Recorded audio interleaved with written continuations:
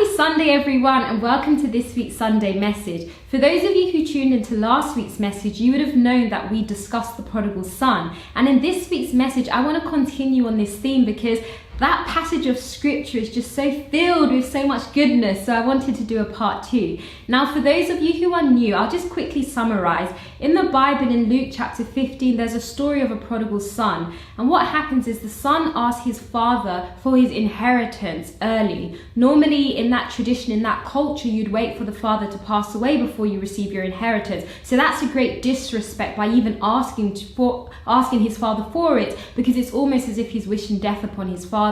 So his father gives him his inheritance. He goes off and he just recklessly spends it. And then he realizes that, oh my God, I've been an absolutely terrible son. Let me humble myself and go back to my father because, this life is just terrible and I need his support. He goes back to his father and his father embraces him. But what I found very powerful in this scripture, this son is at a state where he's so desperate that he's literally in a pig pen and he's willing to eat the pig's food. But there's a passage of scripture which says, but when he had spent all, so that's all of the money, when he had spent all, there arose a severe famine in the land, and he began to be in want.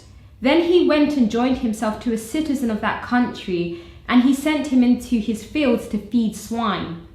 And he would gladly have filled his stomach with the pods that the swine ate, and no one gave him anything.